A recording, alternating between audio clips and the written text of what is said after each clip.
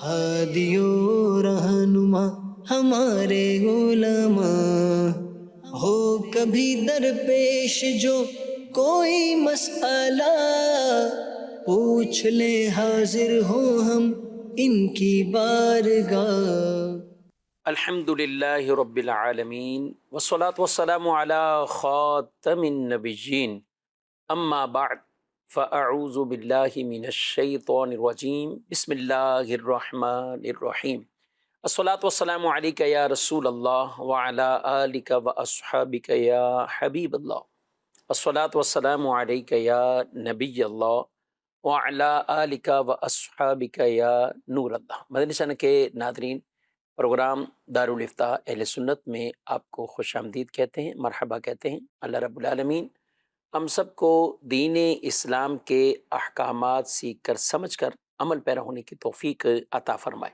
ہمارے پیارے رسول صلی اللہ علیہ وآلہ وسلم کا فرمان عظمت عالی شان ہے کہ جو شخص مجھ پر ایک مرتبہ درود بھیجتا ہے، اللہ اس پر 10 رحمتیں نازل فرماتا ہے، اور جو 10 مرتبہ درود بھیجتا ہے، اللہ تعالیٰ اس پر 100 رحمتیں نازل فرماتا ہے، اور جو شخص 100 مرتبہ درود بھیجتا ہے تو اللہ رب العالمین اس کی پیشانی پر یہ لکھ دیتا ہے کہ یہ شخص نفاق اور جہنم کی آگ سے آزاد ہے۔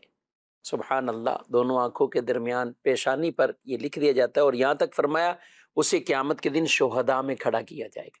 اللہ پاک مجھے اور آپ کو کثرت کے ساتھ درود و سلام بارگاہ رسالت میں پیش کرنے کی سعادتیں عطا فرمائے۔ صلو علی الحبیب صلی اللہ تعالی علی محمد صلی اللہ علیہ وآلہ وسلم۔ ناظرین کرام، اس پروگرام میں آپ کے سوالات بطور خاص شامل کرتے ہیں، اول تاخیر ہمارے ساتھ شامل رہیں تو انشاءاللہ شرعی سوال جواب بہت کچھ ہمیں سیکھنے کو ملے گا۔ آج کے ہمارے پروگرام میں مہمان ہیں مفتی محمد کفیل رضا اطہاری صاحب، ان کو خوش آمدید کہتے ہیں۔ جزاک اللہ۔ کیسے مزاج گرا؟ الحمدللہ ماشاء اللہ۔ بڑھتے ہیں، ہمارے پاس کچھ ویڈیو سوالات بھی ہیں اور ہم دیکھتے ہیں ہمارے ناظرین کیا پوچھنا چاہتے ہیں۔ غلام مصطفیٰ اطہاری عرض کر رہا ہوں، مفتی صاحب سے میرا سوال ہے، کیا والدین اپنی بیٹی کو وراثت سے محروم کر سکتے ہیں اگر وہ خوشحال ہو؟ جی، وراثت کا تعلق پہلے تو اس کے ساتھ ہی بتا دیں، بیٹی ہو یا بیٹا ہو، اور کئی مرتبہ ایسا ہوتا ہے کہ جب بعد میں تقسیم کاری کرنی ہوتی ہے تو کہا جاتا ہے اس کو تو ضرورت نہیں ہے، فلاں کو بھی ضرورت نہیں ہے، فلاں کو بھی ضرورت نہیں ہے، اور پھر جو انہوں نے کہا کہ بیٹی کو کہ وہ خوشحال ہیں اپنے گھر میں، ٹھیک ہیں، تو کیا کہتے ہیں؟ بسم اللہ الرحمن الرحیم۔ دیکھیں، وراثت کا جو حقدار کوئی بھی شخص ہوتا ہے ترکے کے اندر، اس کا تعلق جو ہے وہ خون کے رشتے کی بنیاد پر ہے۔ اس صحیح۔ کا تعلق اس بات کے ساتھ نہیں ہے کہ کون مستحق ہے، کس کو حاجت ہے مال کی اور کس کو نہیں ہے، ہوں، اور نہ ہی اس بات کے ساتھ ہے کہ کون کتنا فرما بردار ہے، نہ ہی اس بات کے ساتھ ہے کہ کس نے والد کے ساتھ جو ہے وہ کام میں ہاتھ بٹایا ہے اور کس نے جو ہے وہ کام میں ہاتھ نہیں بٹایا۔ تو لہٰذا شریعت مطہرہ کے اندر جس کا وراثت کا حق بیان کر دیا گیا ہے، اس کا حق جو ہے وہ کوئی بھی ختم نہیں کر سکتا، اسے کوئی بھی محروم نہیں کر سکتا۔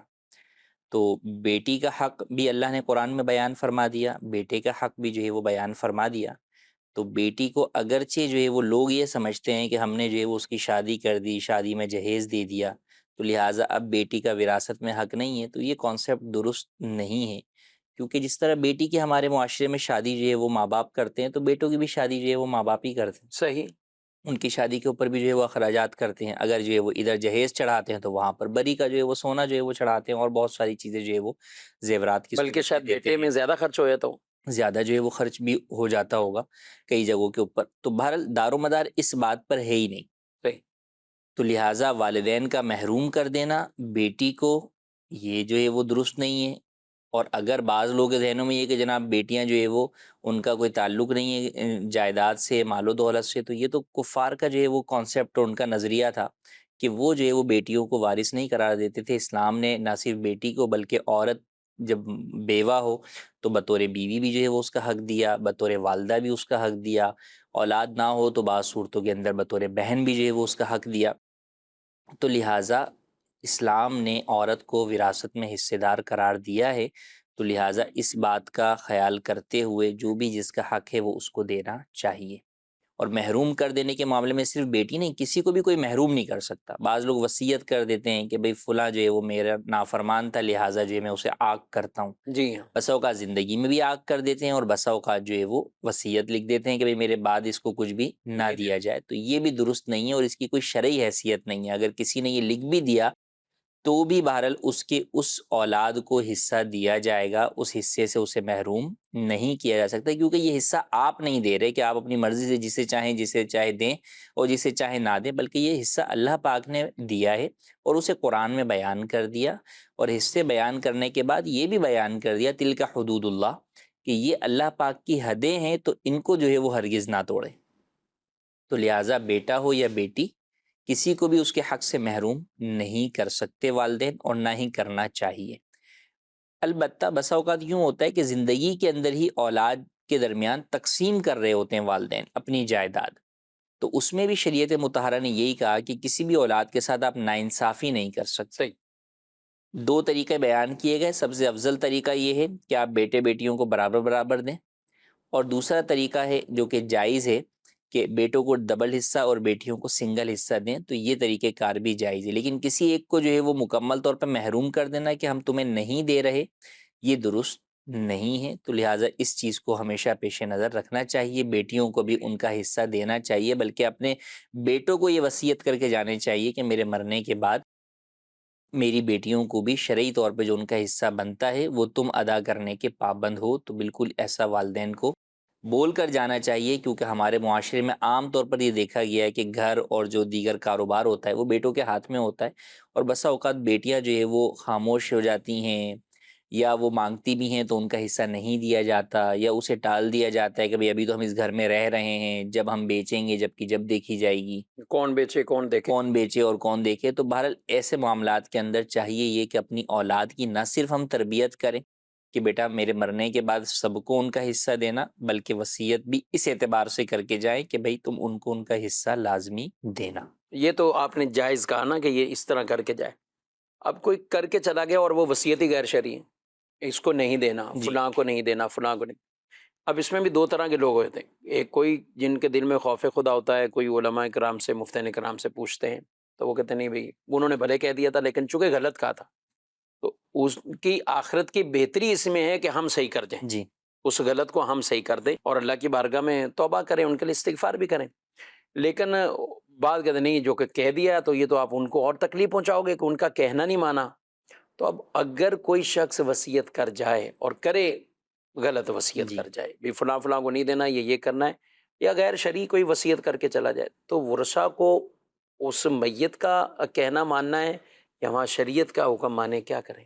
لازم ہے ایسی صورت کے اندر کہ ان کی وہ وصیت ہرگز نہ مانی جائے اور نہ ہی اس کے اوپر عمل کیا جائے، کیونکہ ایسی صورت میں آپ وصیت مانیں گے تو آپ بھی گناہ گار ہوں گے، اور اس شخص کو تو گناہ ملے گا ہی جو اس نے ناجائز وصیت جو ہے وہ کی ہے، کہ ایک حقدار کو اس کے حق سے جو ہے وہ محروم رکھنے کی اس نے وصیت کی ہے۔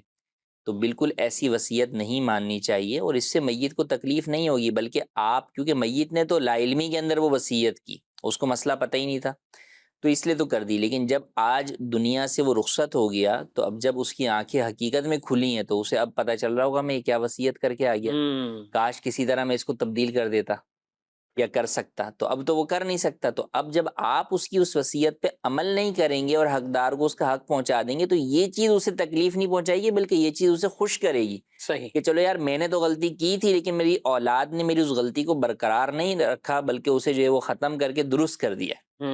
لیکن اگر آپ بھی اسی وصیت کے اوپر غلط وصیت پر عمل کریں گے تو ان کو تو الٹا گناہ ہونا ہی ہونا ہے، آپ خود بھی جو ہے وہ گناہ گار ہوں گے۔ کئی دفعہ اس میں لوگ یوں بھی سمجھتے ہیں کہ بھائی ٹھیک ہے ہم بھی نہیں لے رہے، ان کو بھی نہیں دے رہے، ان کو اس لیے نہیں دے رہے کہ جناب جو ہے وہ منع کر کے گئے ہیں، ہم مسجد میں دے دیتے ہیں یا مدرسے میں جو ہے وہ دے دیتے ہیں۔ تو یہ کانسیپٹ بھی درست نہیں ہے، جس کا حق ہے آپ اس کو دیں گے، اس کو اس سے چھین کے آپ مسجد یا مدرسے میں دے کر آپ یہ سمجھیں کہ میت کو ثواب پہنچے گا، نہیں، بلکہ وہ تو اپنی الٹی وصیت کی وجہ سے گناہگار ہوگا اور عذاب میں گرفتار ہوگا۔ تو جو بھی آپ نے صدقہ اور خیرات بھی کرنا ہوتا ہے تو اللہ کی بارگاہ میں تو پاک مال قبول ہوتا ہے، کسی دوسرے کا جو ہے وہ ہڑپ کیا ہوا مال قبول نہیں کیا جاتا رب کی بارگاہ کے اندر۔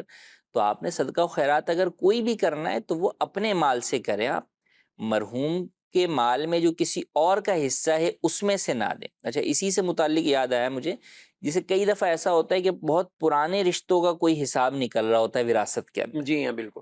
اب اس میں یہ ہوتا ہے، اچھا یوں نکل رہا ہوتا ہے، یا ستیلی جو ہے وہ اولادیں ہوتی ہیں. اب اس میں ہوتا ہے کہ بھئی والد صاحب سے تو وہ زندگی میں کبھی ملنے ہی نہیں آئے پلٹ کر، ہوں والد صاحب کی پہلی بیوی سے ہیں یا دوسری بیوی سے ہیں، اولادیں ہیں، اور ان سے بات چیت ہی نہیں ہے ہماری. اب ہم ان کے پاس کس منہ سے جو ہے وہ مال لے کے جائیں؟ انہوں نے کبھی پلٹ کے پوچھا نہیں، ہم اور لے آ کے ان کو مال دے دیں تو ٹھیک ہے، ہم نہیں لے لیتے، ہم ان کا مال مسجد میں دے دیتے ہیں، صدقہ کر دیتے ہیں. تو یاد رکھیں، جس مال کا جو حقدار ہے آپ کو اس تک ہی وہ پہنچانا ہے. صدقہ کر دینے سے آپ بری الذمہ نہیں ہوں گے. تو چاہے کئی پشتوں میں بھی بسا اوقات وراثت جو ہے وہ جا رہی ایسے ہی. ہوتی ہے، تو آپ کو ہر ایک تک بہرحال وہ ان کا مال پہنچانا ہی ہوگا.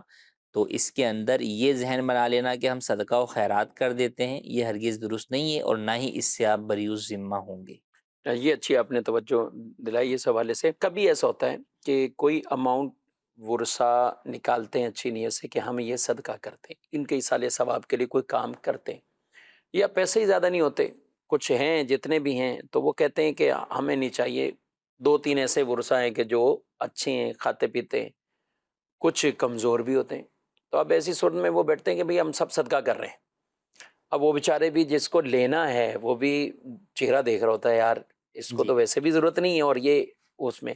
تو اب ایسی صورتحال میں کیا ہونا چاہیے؟ ان سب کی مشاورت سے ہو، یا ایسی مشاورت ان کو نہ دی جائے، خود آپ اپنا حصہ لیں اور صدقہ کر دیں جو بھی کرنا ہے؟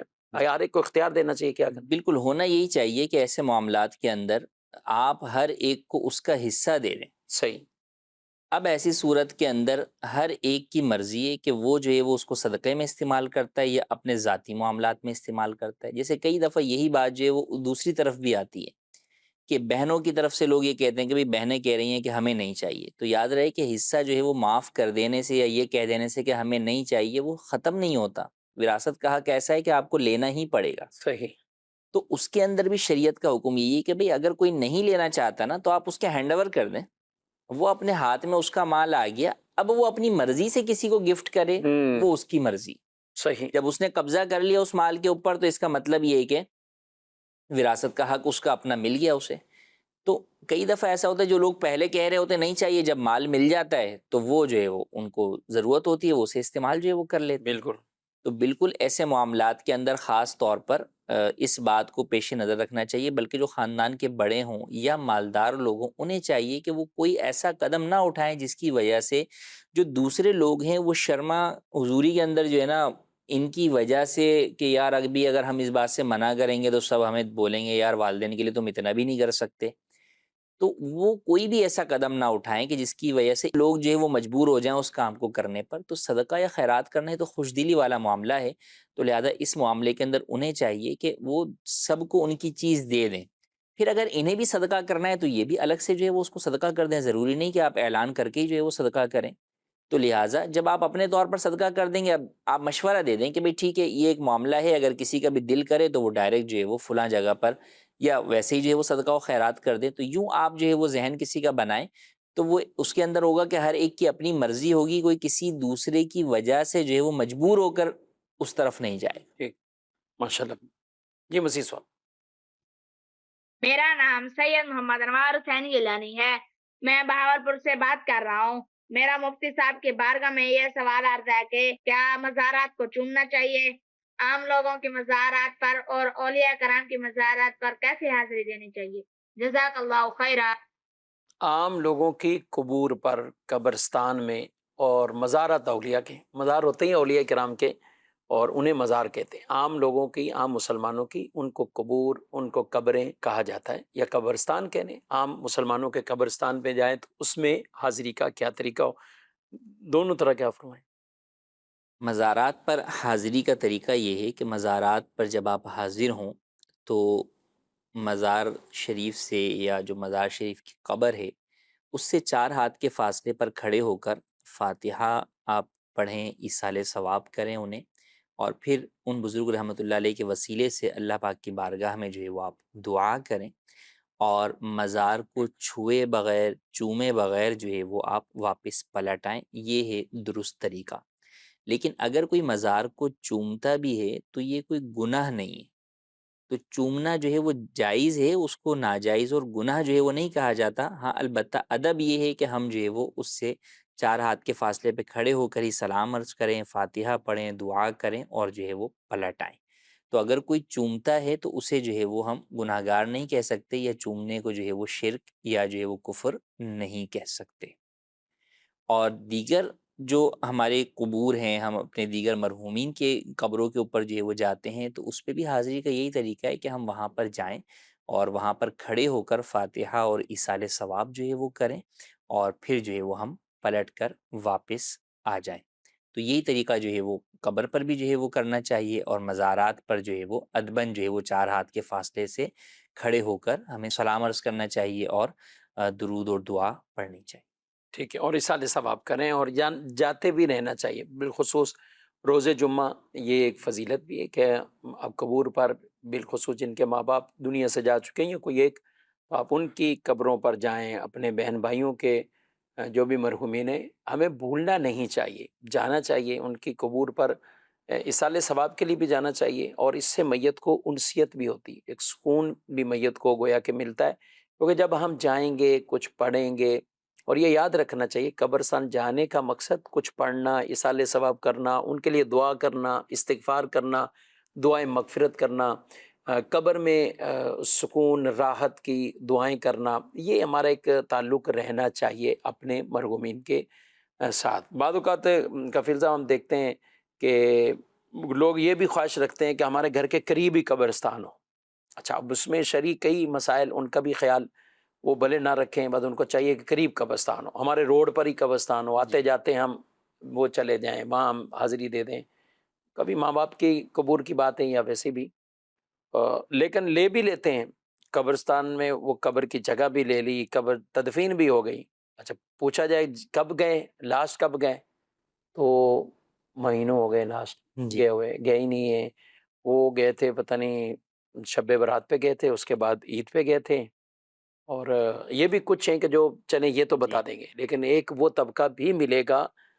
اچھا، والدین نہیں ہیں، دادا دادی کا رشتہ ہے، تو وہاں تو تصور ہی نہیں ہے، بعض کا تو وہ کچھ ہی اور علاقے میں تدفین ہے، اب یہ کسی اور علاقے میں، اچھے علاقے میں آ گئے، تو یہاں سے اسپیشل جانا تو اچھا موسم کے اعتبار سے بہت زیادہ سردی ہے تب بھی نہیں جائیں گے، بہت گرمی ہے تب بھی نہیں جائیں گے۔ ہونا کیا چاہیے مرحومین کے ساتھ ہمارا تعلق؟ مرحومین کے ساتھ تعلق تو بالکل جو ہے وہ ہونا چاہیے اور جانا چاہیے۔ دادا دادی کے ساتھ بھی جیسا آپ نے کہا کہ اس کی وجہ یہ ہوتی کہ والد ہی نہیں جا رہے ہوتے، تو جب ایک والد کی طرف سے گیپ ہوتا ہے تو اگلی نسل کے اندر وہ گیپ اور زیادہ جو ہے وہ بڑھ جاتا ہے۔ ورنہ اگر کوئی والد جو ہے وہ اپنی اولاد کو لے کر جو ہے وہ اولاد کے دادا دادی کی قبر کے اوپر حاضری دیتا رہے، وہ چاہے ہر جمعے کو جائے یا 15 دن میں یا مہینے میں جائے، تو اولاد کو بھی پیچھے پتہ ہوگا کہ جناب جو ہے وہ دادا دادی کی قبر پر جانا ہے۔ پھر والدین کے انتقال کے بعد جو ہے وہ اس کی اولاد جو ہے وہ اپنی والدین کی قبر کے اوپر جو ہے وہ حاضری جو ہے وہ دے گی۔ تو بالکل اس بات کا اہتمام کرنا چاہیے۔ اور صحیح آپ نے کہا کہ لوگ شروع میں آزار تو یہی بیان کر رہے ہوتے ہیں کہ بھئی قریبی قبرستان میں لیں گے کہ آنا جانا آسان رہے گا، فاتحہ درود پڑھتے رہیں گے، لیکن ہوتا یہ ہے کہ وہ 1 سے 2 مہینے کی ہی کہانی ہوتی ہے۔ اس کے بعد پھر وہ قبرستان چاہے پاس میں بھی ہونا تو کوئی وہاں پر نہیں جاتا فاتحہ پڑھنے کے لیے، یا گزرتے وقت بھی کوئی جو ہے وہ نہیں پڑھ رہا ہوتا۔ جبکہ اس کے مقابلے میں ہم دیکھتے ہیں کہ کئی لوگ ایسے ہیں کہ جو عادی ہوتے ہیں، تو اگرچہ ان کی وہ نہ بھی ہو، گزرگاہ میں ان کے والدین کی قبر نہ ہو، لیکن وہ اس کے لیے جو ہے وہ اسپیشل جاتے ہیں۔ اور درمیان میں جو قبرستان آتے ہیں، ہم دیکھتے ہیں کہ بسوں میں بس اوقات بعض لوگ بیٹھے ہوئے جو ہے وہ وہاں پر سلام پیش کر رہے ہوتے ہیں، دعا جو ہے وہ قبرستان کی جو ہے وہ پڑھ رہے ہوتے ہیں۔ تو دار و مدار اس بات کے ساتھ ہے کہ ہمارا ان کے ساتھ کتنا تعلق ہے، ہم کتنی ان سے محبت کرتے ہیں، اور محبت کا اب تقاضا تو یہی ہے کہ ہم ان کی آخرت کے لیے کتنی جو ہے وہ فکر کرتے ہیں۔ اصل میں وہی کہ فی زمانہ تو آپ سمجھ سکتے ہیں کہ لوگ اگر والدین سے دور رہتے ہوں تو والدین سے ملنا کتنا چاہتے ہیں جبکہ وہ زندہ ہوں۔ چاہے جائے کہ ہم یہ بات کریں کہ مرنے کے بعد کون جو ہے وہ ان کی قبر پر جاتا ہے۔ تو آج کل تو یہ قسم پرسی کا عالم ہے کہ لوگ اپنے والدین کو ان کی زندگی میں بھی نہیں پوچھتے۔ تو بہرحال یہ ہم پر ضروری ہے کہ ہم اپنی اولاد کی یہ تربیت کریں اور خود اپنی زندگی میں اس بات کو لائیں کہ ہم اپنے والدین کے ساتھ اس تعلق کو مضبوط بنائیں، زندگی میں بھی اور ان کی قبر کے بعد بھی، کہ ہم جو ہے وہ ان کے انتقال کے بعد بھی ان کی قبر پر جائیں، حاضری دیں، فاتحہ اور ایصال ثواب جو ہے وہ کریں، تو انشاءاللہ آپ کا جانا جو ہے وہ ان کے دل میں جو ہے وہ خوشی کا باعث جو ہے وہ ہوتا ہے. ان کو خوشی ہوتی ہے کہ ہاں بھی میرا بیٹا جو ہے وہ آیا ہے.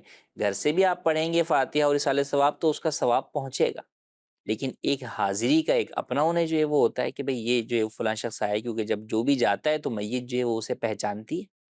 تو لہٰذا اس بات کا خاص خیال کرنا چاہیے، اور بالکل جو ہے وہ والدین کے ساتھ اور دیگر مرحومین کے ساتھ اپنے اس تعلق کو برقرار رکھنا چاہیے. اور پھر دوسرا، اس میں آپ کا اپنی زندگی کا ہمارا فائدہ یہ ہے کہ جو قبروں کی زیارت ہے یہ در حقیقت ہمیں جو ہے وہ دنیا کی ناپائیداری کی طرف جو ہے وہ توجہ دلاتی رہتی ہے.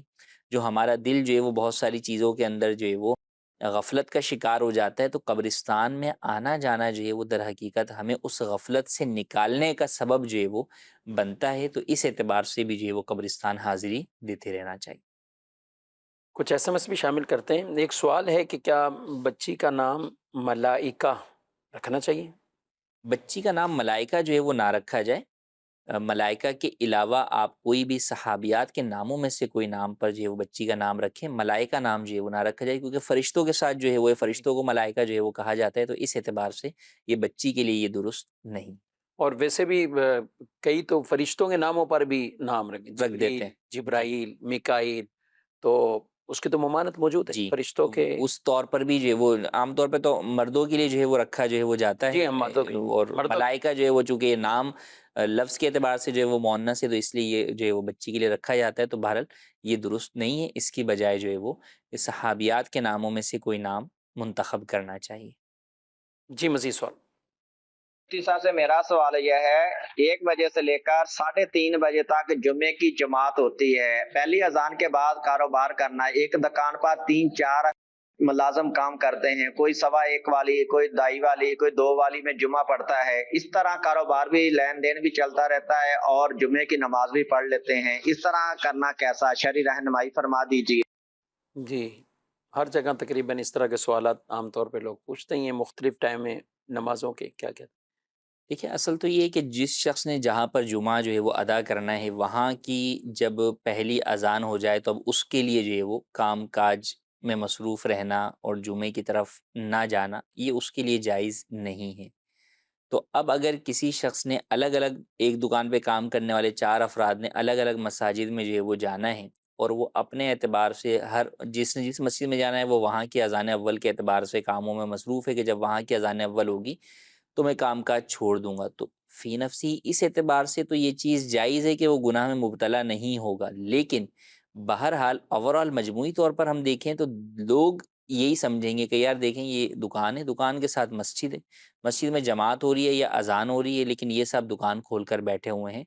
تو اس اعتبار سے لوگ اس کے اوپر بدگمان ہوں گے. کتنوں کو یہ جا کر بتائے گا کہ میں نے فلاں جگہ نماز پڑھنی ہے یا میں نماز پڑھ کر آ گیا ہوں. تو لہٰذا چاہیے یہ کہ ایسے موقع کے اوپر ایک پبلک میسیج دینے کے اعتبار سے بھی آپ کو دکان جو ہے وہ شٹر ڈاؤن کرنی چاہیے کہ بھئی مسلمانوں کی جو ہے وہ اہم ترین جو ہے وہ دن ہے جمعہ، اور اس جمعے کے دن کے اندر جمعے کی نماز ہے. تو لہٰذا جب وہ نماز ہو رہی ہے تو اس وقت آپ پراپر جو ہے وہ اس کی اذان اول سے جو ہے وہ بند کر دیں آپ دکان، اور اس کے ساتھ ہی پورا عملہ ایک ساتھ جا کر نماز ادا کرے اور پھر آ کر آپ دکان جو ہے وہ کھول لیں.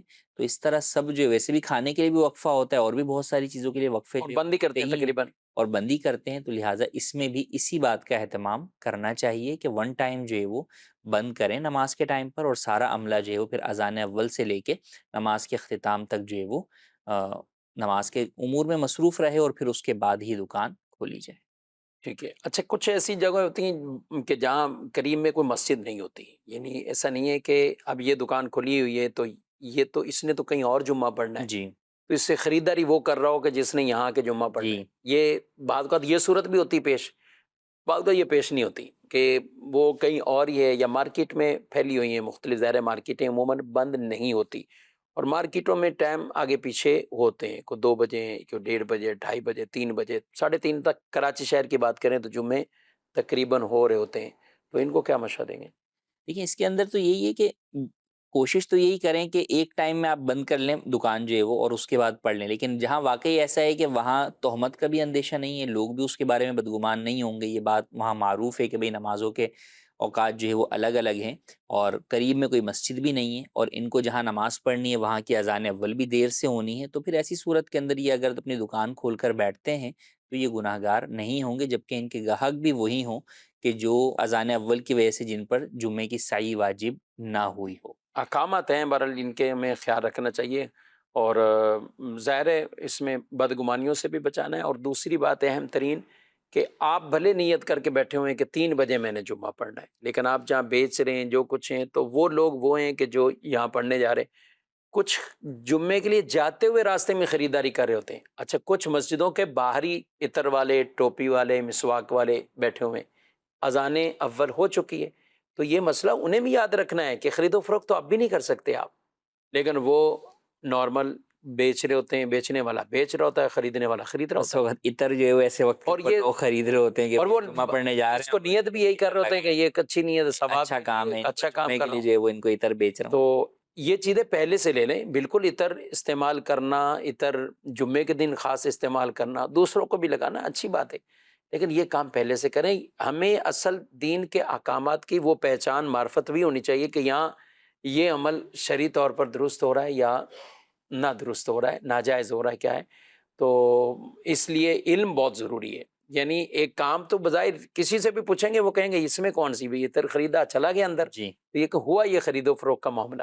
تو اس لیے ان چیزوں سے ناظرین اپنے آپ کو احتیاط بھی رکھنی ہے، اور الحمدللہ دارالتعلیم سنت کے یہی مقاصد ہے، اور اس کے لیے آپ کو کئی آپ کے سوالات ہوتے ہیں جن کے جوابات آپ کو چاہیے ہوتے ہیں۔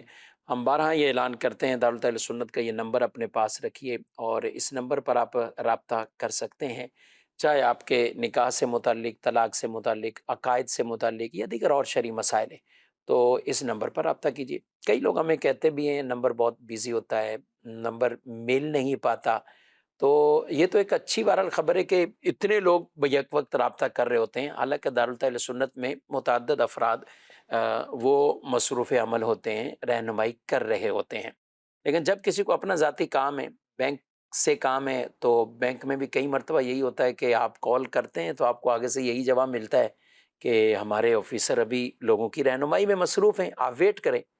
تو آدمی 10 منٹ بھی، 5 منٹ بھی ویٹ کر لیتے ہیں، اور پھر اپنی بات چیت جو بھی ضروری ہے اس طرح کئی اور بھی اداروں میں کرتے ہیں۔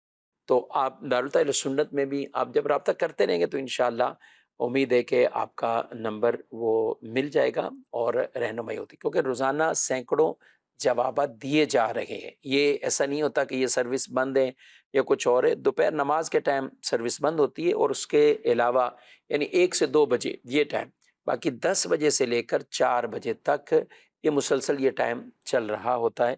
تو اس میں آپ ضرور اپنا رہنمائی کے لیے اس نمبر پر رابطہ کر سکتے ہیں۔ دارالتعلیم سنت کی طرف سے ویب سائٹ بھی ہے، اور بڑی زبردست یہ ویب سائٹ ہے الحمدللہ، fatwaqa.com۔ اب اس کے اوپر اگر آپ جائیں گے تو وہاں پر آپ باقاعدہ سرچ آپشن کے ساتھ فتاوی تلاش بھی کر سکتے ہیں۔ جی ہاں، دارالتعلیم سنت کی ویب سائٹ پر 10,000 سے زائد فتاوی جات، جوابات وہ اپلوڈ ہو چکے ہیں، اور اب تو الحمدللہ AI سرچ آپشن یہ بھی لائیو کر دیا گیا ہے، یعنی AI کے ذریعے تھوڑا اور سمارٹ اور تیز سرچ آپشن وہ دے دیا ہے کہ جس کے ذریعے آپ اپنے مسائل وہاں پر جا کر سرچ کر سکتے ہیں۔ تو انشاءاللہ اس میں سرچنگ میں بھی آپ کے لیے آسانی ہوگی، اور کئی جوابات آپ کے سامنے آئیں گے۔ اچھا، AI سرچ کوئی اپنا کوئی الگ سے AI نے جواب نہیں دینا، بلکہ دارالتعلیم سنت پر ہی جو فتاوی جات، جوابات اپلوڈ ہیں انہی میں سے ملتے جلتے آپ کو فتاوی یہ قریب ترین، یا تو وہی آپ کا جو تلاش کیا ہوا وہی، یا اسی کے الفاظ سے قریب ترین جو جواب ہوگا جو پہلے سے اپلوڈ ہے وہ آپ کے سامنے آ جائے گا، اور یوں آپ بھی علم دین سیکھ لیں گے۔ کیا کہتے ہیں کفیل صاحب یہ AI سرچ آپشن کے حوالے سے؟ جی، جوابات کو آپ سرچ کرتے نا، بسا اوقات جیسے کوئی ایک حرف ہم سرچ کرتے تھے پہلے، یا ابھی بھی آپشن تو موجود ہے، دونوں آپشن ابھی بھی موجود ہے، نارمل سرچ کا آپشن بھی موجود ہے، آپ کوئی ایک لفظ جو ہے وہ سرچ کرتے ہیں۔ اب مثال کے طور پہ آپ نے جو ہے وہ یہی لکھ کے سرچ کیا کہ بھئی مہندی، تو اب میرے خیال سے مہندی جن فتاوی کے اندر ہوگا وہ شاید جو ہے وہ 100 کے قریب فتاوی آپ کے سامنے آ جائیں۔ اب آپ کو ان 100 میں دیکھنا ہے کہ یار میرا مطلوبہ فتویٰ کون سا ہے، جی ہاں، اور اب آپ نے ڈائریکٹ یہ لکھا کہ بھئی کیا مہندی لگانا سنت ہے، پورا ایک جملہ لکھ ایک دیں. پورا جملہ آپ نے یہ آپ اے آئی سرچ والا آپشن کلک کریں گے اور اس میں لکھ دیں گے تو اب وہ صرف اس سے متعلقہ جو جواب ہوگا نا وہ 2 یا 3 ہوں گے تو وہ صرف وہ سامنے جو ہے وہ لا دے گا.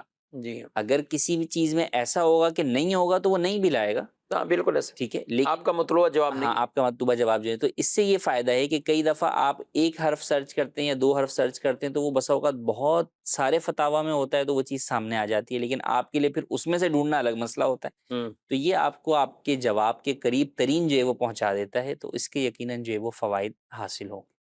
ماشاء اللہ. تو ضرور وزٹ کیجیے ناظرین کرام اور یہ مقصد یہی ہے کہ دینی شرعی احکامات وہ آپ تک پہنچائے جائیں اور الحمدللہ دارالتعلیم سنت کا یہ ڈپارٹ مصروف عمل ہے. تحریری فتاوی جات کا سلسلہ جاری ہے. ٹیلی فون کے ذریعے رہنمائی. ویب سائٹ کے اوپر بھی سوال پوچھنے کا آپشن موجود ہے. آپ ویب سائٹ پر بھی سوال پوچھ سکتے ہیں اور اپنا سوال سبمٹ کیجیے. آپ کو 2-3 دن کے اندر دوبارہ ای میل کے ذریعے تحریری طور پر وہ جواب بھی مل جائے گا. اللہ کرے ہم علم دین سیکھنے والے بنیں. اب اس دور میں ذرائع بہت عام ہو چکے ہیں. ہمیں بس آگے بڑھنا ہے. علم سیکھتے بھی رہیں اور اپنے علم پر عمل بھی کرتے رہیں. اللہ تعالیٰ مجھے آپ کو علم نافع کی دولت عطا فرمائے. پروگرام کا وقت اپنے اختتام کو پہنچا ہے. آپ سے اجازت چاہتے ہیں. فی امان اللہ. ہادی و رہنما ہمارے علماء ہو کبھی درپیش جو کوئی مسئلہ پوچھ لے حاضر ہو ہم ان کی بارگاہ.